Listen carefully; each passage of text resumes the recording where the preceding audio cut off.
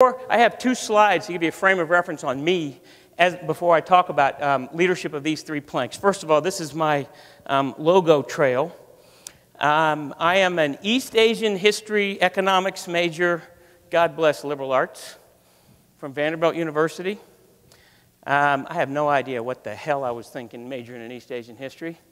My dad taught theology, my mom taught Latin, so I had the whole liberal arts thing surrounded. How I became a telecom executive, who knows? Who cares? Then I went to Indiana, got an MBA.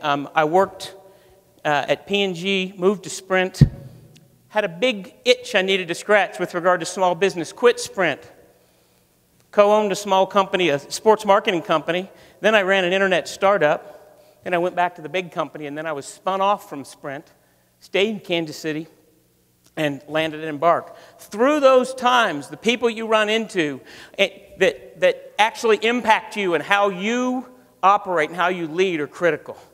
It could be Bob Knight. By the way, moment of silence. Today's the 25th anniversary of Bob Knight throwing the chair. I was at the game. Is that sweet or what? I always tell my wife, that's a defining moment in my life. She says, we've got 3 kids. I said, I know, but the ball, I mean, this thing was big.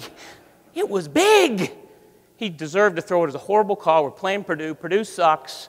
I mean, we got to get that whole thing out of the way. 25 years ago today, I'm not even sure I can speak right now. I'm so emotional. I'm a Hoosier. I love that guy. By the way, Mike Krzyzewski was a point guard for Bobby Knight and an assistant coach. It's interesting how these things in leadership plays out over time. He was a point guard at the military academy. Other people I've seen, I observed Sam Walton, wouldn't know me from Boo. I watched how he operated. I had a cross-country coach at Vanderbilt, and I was like, wow, this guy's kind of cool. There are people that do bad things that you say, you know what, I don't want to operate like that person. All these things are crucibles of your leadership learning. The one thing that I do want to make the point of, and I learned this the hard way, when I went from big company to little company, is that same perspectives. It doesn't matter. In 1998, when I was running a sports marketing company, we had 45 employees. And then my last job before I went on sabbatical from Embark, I had a huge org. You know what? Leadership principles don't change. They're the same. Fundamentally, different perspectives, same principles. Let's get into it and talk about leading to tip the balance. So what I'm going to do is I'm going to spend a little time talking about your business, your people, and yourself with regard to leading. Let's talk about your business. This is a simple one. Lead your business. If not you, who? If not you, who? Who knows the best about the competition, the product? One of the best ways you can ever operate to be effective as your org or yourself personally is to do your job well. Damn, it ain't that hard. Quit worrying about your next job. Do the one you have right now really well. It's amazing how that works out. It's good for everybody. Too many people don't. Know your product and your competition. I hated X-Lax. Those guys, Citrussil, X-Lax, you got to have a hatred for those dudes. By the way, if anybody has any questions along the way about constipation, I'd rather handle those one-on-one separately, but I do know more about constipation than anybody you've ever met, okay? Because I knew my product and my competition. I'm telling you, I hit the pinnacle, 1991. It's all been downhill since then, all right? Second of all, okay, you got to know your product and competition. Absorb, connect dots, and think ahead. My wife and I both do this. We walk into a place, a business, a restaurant or something, and we're trying to figure out how they're operating. Why do they have this number of wait staff? What are their hours? What are they serving? Why are they doing this? If that's the way you think, it's very cool because it may not directly affect what your job is today, but it may matter for your company or your organization or your people or your boss. Figure out how you're connected. If you're supposed to sell, sell like hell. But also ask yourself, how does the marketing operation fit with the sales? What happens in the ops group? What am I doing? Those connections and thinking ahead have to do with leadership. Leadership of your business. Simple thing I had when I was interviewing people in school. And I would say, okay, we're going to talk leadership, and I'm going to fundamentally define this as your business. And it can be a fraternity, it could be a not-for-profit, it could be a big company, it could be a sales group. It doesn't matter. I would say, what changed because you were there? And if they looked at me with a blank stare, I'd be like, well, if you disappeared, would anybody have cared? How did you make a difference? How did you lead your business? What did you deliver as a result of that? That has to do with leadership. Final point under your business. You got to know when the business needs to change. But don't just know it, you got to help drive it.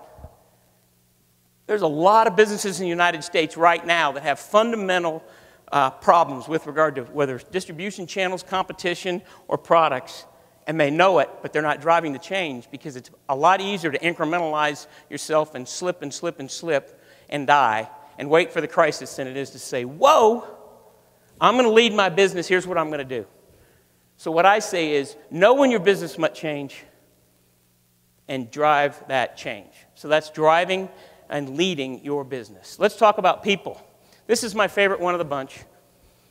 It used to be that I would say you got to find talent. Talent will overcome anything, and if the attitude is good, that's a bonus. I completely disagree with that now. I have changed my thinking on that monumentally. There's a talent hurdle rate, no question. It's a lot lower than I would have ever thought it was. And a lot of people can get over the talent hurdle rate. Give me attitude. Give me positive attitude. Give me optimism. Give me someone that says, all right, we're going to win. We're going to figure out how we're going to do this, and we are going to win. You hire that attitude and turn it loose. If you hire the attitude and you bind it up, it doesn't do you any darn good at all. It's awful. Doesn't make any difference whatsoever. The concept that I learned when I was down in Arkansas came directly from Sam Walton. I first heard it from him. Lord knows where he got it. It was servant leadership. I walked into headquarters in Bentonville, Arkansas, and on the wall, in about 3 feet high letters, was servant leaders. And all the vice presidents and up names were written on the wall. I thought, wow, what is that? And he said something interesting that has stuck with me to this day. I heard him in a meeting say, your job as a servant leader is to make your organization's job easier. And then he went on to say, if you get it backwards, you won't work here. How powerful is that? He used to walk around headquarters and say, what can I do? How can I help? He didn't want bureaucracy. He wanted results. Let's push things forward. I thought, wow, that's cool. Servant leadership. I'd not heard it before. I thought it was an excellent point. And I've tried to adopt that as much as I can. And frankly, it's a very powerful concept. The bottom one here sounds a little bit like one of those things you would learn in kindergarten. Show you care and be real. You either are or you aren't engaged and affiliated with your organization. And this could be sideways, your peers. This could be people that work for you. It doesn't matter. But at the end of the day, if they know you care, there's no substitute for that. And be real. Don't use that. Remember that first slide I showed with all those long words about pragmatism and, global this and sandbox and all that? Give them the scoop. Be real. When you face tough times, say, wow, what a tough decision. Here's what I'm thinking about. Here's what we're going to do. Show them you care and be real.